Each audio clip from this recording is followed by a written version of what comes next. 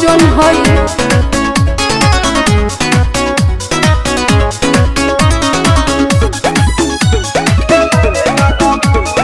Music by Priyanshu Singh. शादी करके यार कहे जाए तो ससुर मंगेरा में कके लाल सनर सुना ना शादी करके यार कहे जाए तो ससुर मंगेरा में कके लाल सनर यही से अपना खुश लगता रे। मन में मीठी मीठी बात होगा मन खुश है कि कल सुहाग रात होगा।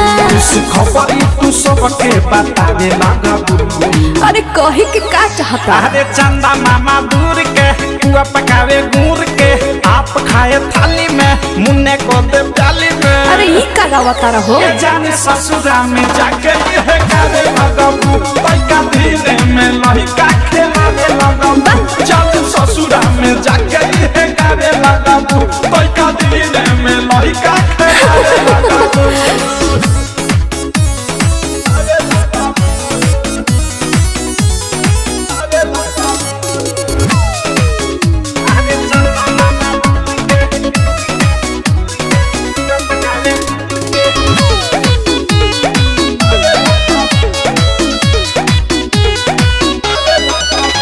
हमारी रहलू पहिले हमारा ही हो तो। अरे अभी सब भूल जाए जा बरतवा हराई काले दुगा यही से बदलू अपन विचार। पापा के देखे मजबूरी बहो शादी कोई जाने जरूरी बहो। शादी हमें मन बहलावे लगबू करे जा पे पत्थर रख ला। अरे सोजा सोजा सोजा रे मुन्ना सपनों में खो जा। अरे इमोशनल में गड़बड़ा गया है। अरे चंदा मामा दूर के बुआ पकावे गुड़ के आप खाए थाली में मुन्ने को दे प्याली में। अभी सब बंद कर जाने ससुरा में जाके है गाने लगबू पैका दीने में लहिका खेलावे लगबू। जाने ससुरा में जाके है गाने लगबू पैका दीने में लहिका खेलावे लगबू।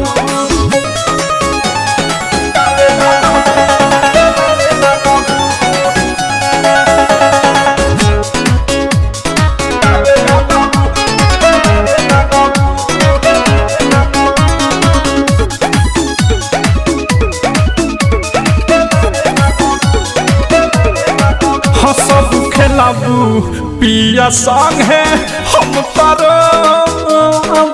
अरे तो लोग टुकड़ा से पूछ ले हो टुकुर टुकुर ताक बरात में न सोव कि तोहरा याद में तकिया एक टोवा।